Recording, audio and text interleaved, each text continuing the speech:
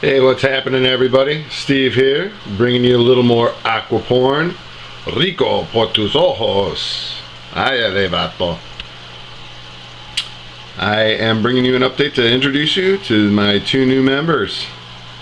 I got myself a Coral Beauty, and I also got a Red Flame Angel that has ducked into the back.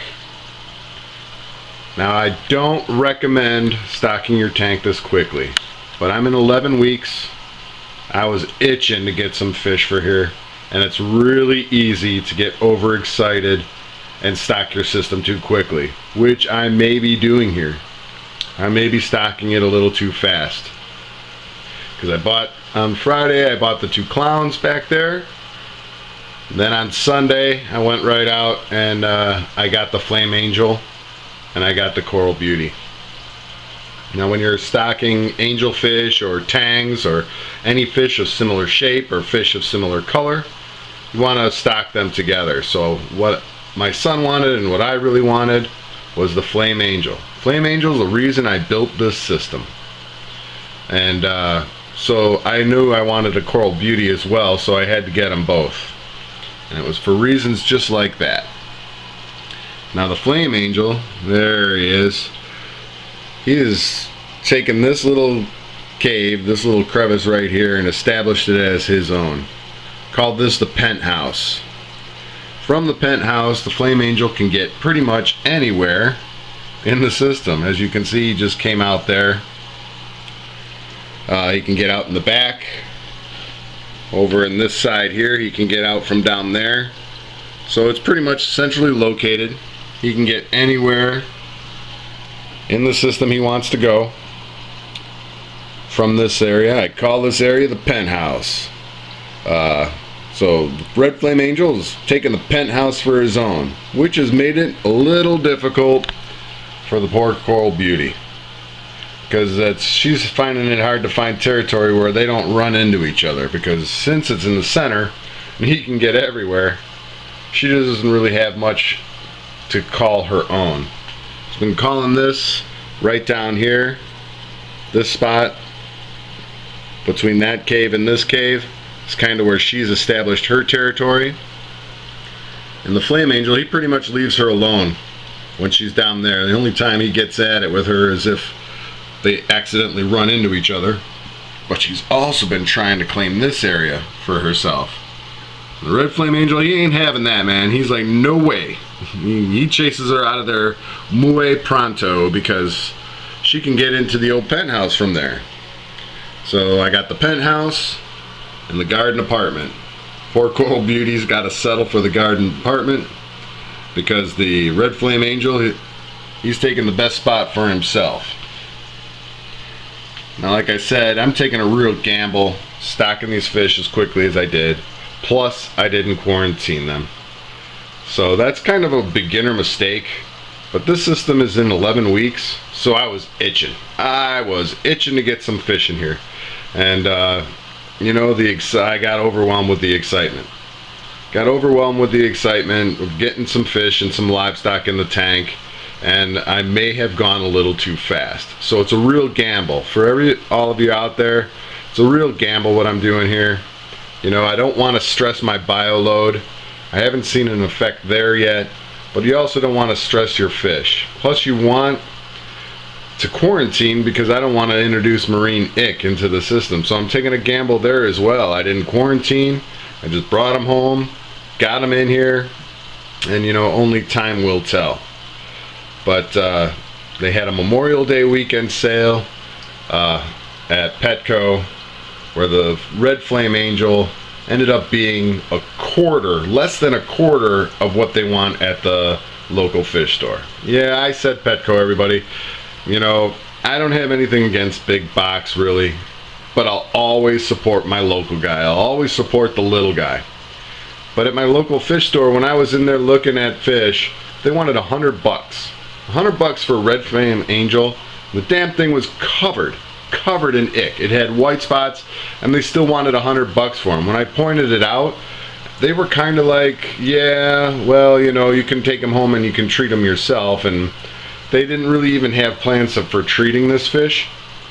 Now for a local guy, you know, a guy who's supposed to be passionate about this, I would expect him to share the same passion as I do.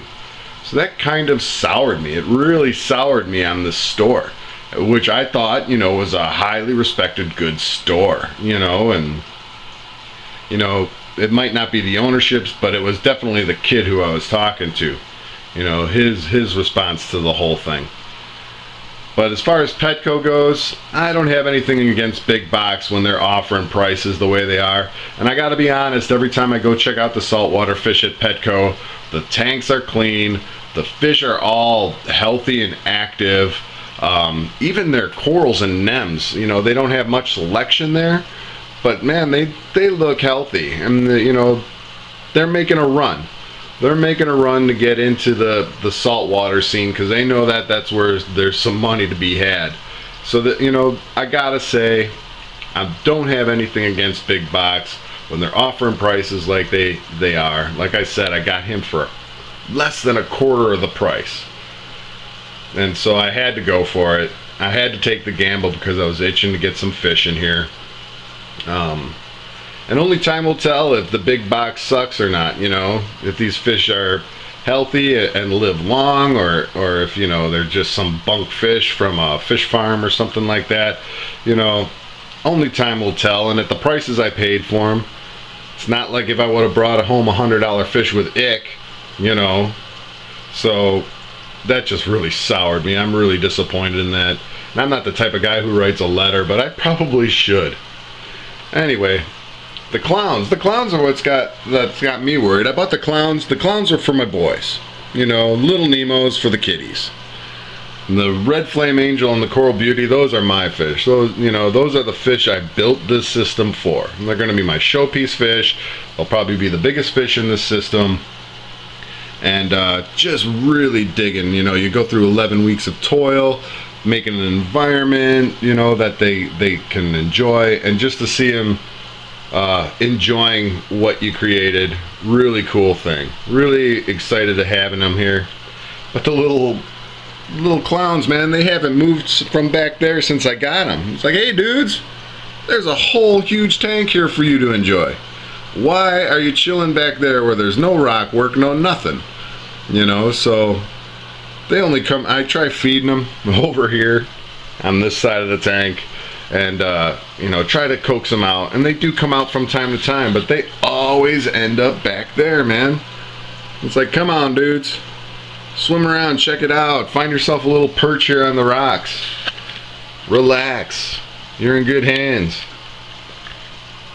So, you know, I don't know, hopefully, you know, maybe a couple months down the road I'll get a NEM, see if they'll host it and get them, you know, to come out. But the NEM will probably end up being in the back. It's always been my experience since I started in this hobby. I always get the fish that hides. You know, my CPDs and my freshwater, they hide out all the time. The pleco, I don't even know what color my bristlenose pleco is anymore. I haven't seen them in months. So, you know, I always get the fish that like to hide. Oh, they're trying to brave it. Here they come. They're coming out to the front. Oh, I scared them back. Anyway, y'all, just excited about these fish. Don't stock too quick too soon. I am taking a gamble here. Hopefully these fish stay healthy. But just wanted to introduce you to the reason why I built a marine system. The Coral Beauty, beautiful fish. Let's see if we get it to turn the side. Come on, let's see the colors. And then my Red Flame Angel. Reasons why I built a marine tank. Those two fish right there. Have a good day, y'all. And we'll catch you next time.